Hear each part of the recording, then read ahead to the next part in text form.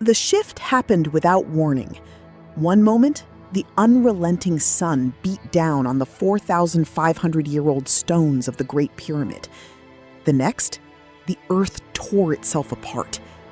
Deep beneath the surface, the entire Arabian tectonic plate shifted, exposing the ancient salt waters of the Red Sea directly to 1,000 miles of raw, subterranean magma. The collision of ocean and magma triggered an atmospheric catastrophe. Millions of gallons of vaporized salt water rushed into the atmosphere, creating massive, unstable low-pressure systems.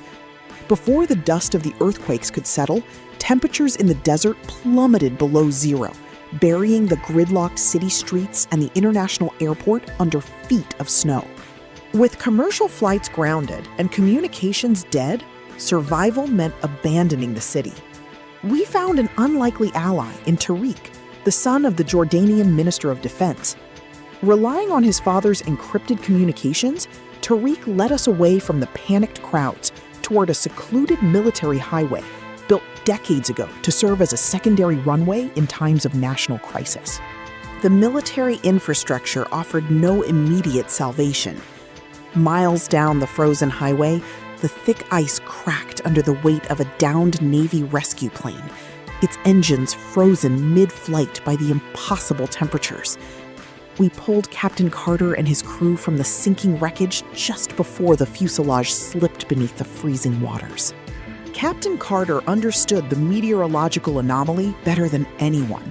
He explained that while the boiling ocean was driving an extreme, deadly cold front outward, it was simultaneously creating a narrow, temperate zone, the eye of the storm, directly along the shores of the Red Sea. It was a 20-mile trek to the military evacuation coordinates, and we were running out of daylight. Vehicles were entirely useless in the deepening drifts, forcing us to seek out alternative transport. At an abandoned local farm, we commandeered a small herd of camels. Huddled beneath layers of blankets, we trusted the resilient animals to push through the blinding whiteout, riding rhythmically with their gait as the temperature continued its lethal descent.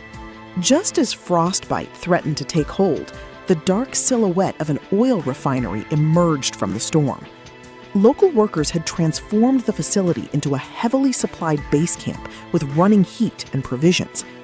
Trading on Tarek's political leverage and sheer desperation, we secured food, warmth, and the keys to their heaviest industrial work trucks. Our cached digital maps indicated a clear road to the evacuation point, but the violent earthquakes had completely sheared the valley wall, leaving an 80-foot vertical drop. With no time to detour, we anchored the 2-ton work trucks at the precipice. Relying entirely on the thick steel winching cables, we carefully rappelled down the icy cliff face into the gorge below.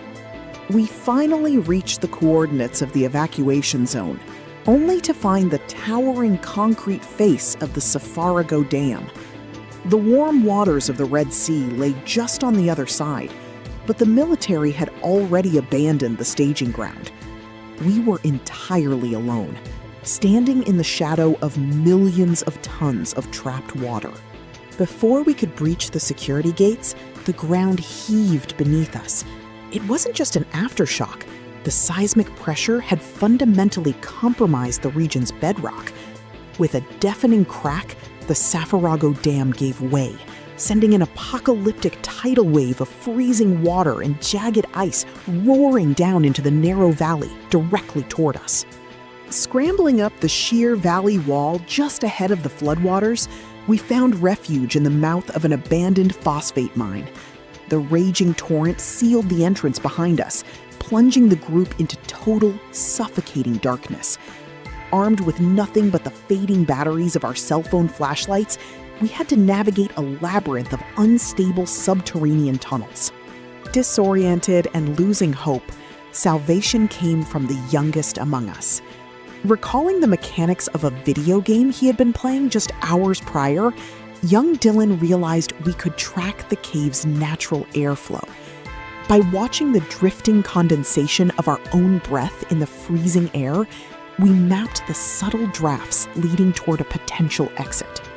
The drafts guided us not to the surface, but to the edge of a violent underground river. The air suddenly felt heavy and warm, heated by the geothermal vents tearing the peninsula apart. With the tunnels collapsing behind us and the rushing water roaring in our ears, we locked hands and threw ourselves into the churning, pitch-black current.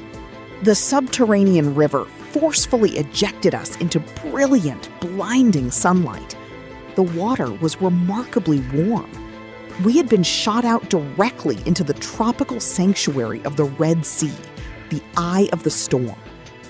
As we broke the surface, gasping for the warm ocean air, the sleek gray hull of a Navy rescue vessel cut through the waves, finally bringing us home. Thank you for watching. We are truly honored to have you here. To support our channel and stay updated on new content, please subscribe, hit the notification bell, and give this video a thumbs up. Your support helps us keep creating.